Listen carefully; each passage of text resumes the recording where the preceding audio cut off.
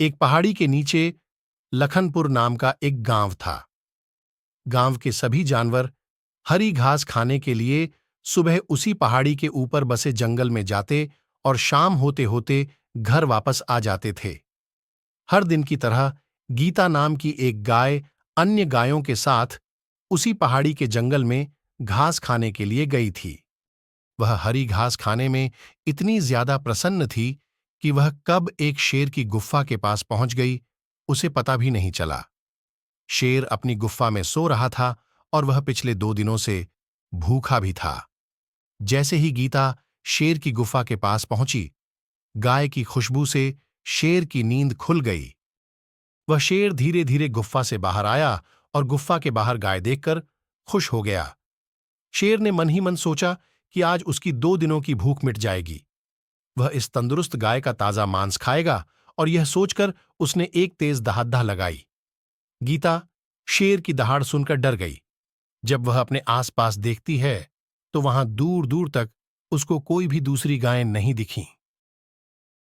जब वह हिम्मत करके पीछे मुद्दी तो उसे सामने शेर खड़ा हुआ दिखाई दिया। उस शेर ने गीता को देखकर फिर से दहाड़ लगाई है और गीता से कहा, मुझे 2 दिनों से कोई शिकार नहीं मिल रहा था, मैं भूखा था। शायद इसलिए भगवान ने मेरा पेट भरने के लिए तुझे मेरे यहां पर भेजा है। आज मैं तुझे खाकर अपनी भूख मिटा लूंगा। शेर की बात सुनकर गीता डर जाती है। वह रोते हुए शेर से कहती है, मुझे जाने दो, मुझे मत खाओ। मेरा एक छोटा बच्चा है जो अभी सिर्फ मेरा ही दूध पीता है और उसे घास खाना अभी तक नहीं आया है।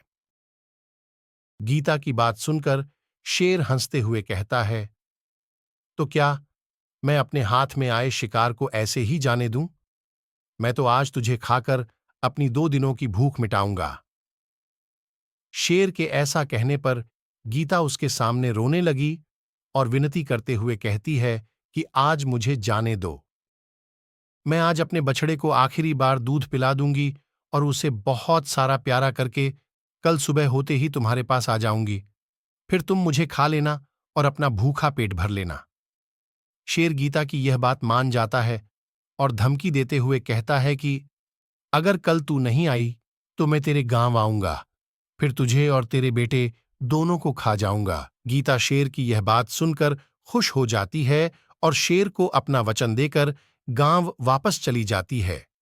वहां से वह सीधे अपने बछड़े के पास जाती है, उसे दूध पिलाती है और बहुत सारा प्यार करती है।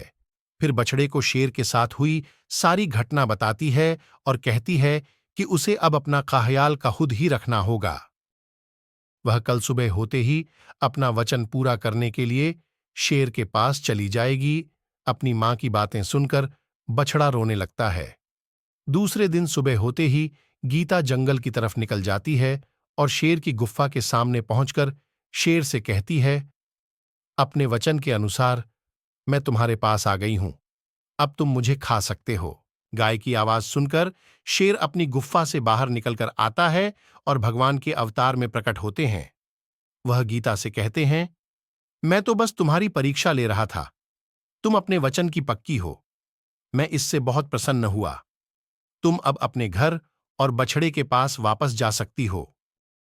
इसके बाद वे उस गाय को गौ माता होने का वरदान भी देते हैं और उसी दिन के बाद से सभी गायों को पूजा करने एवं गौ माता कहना शुरू कर देते हैं।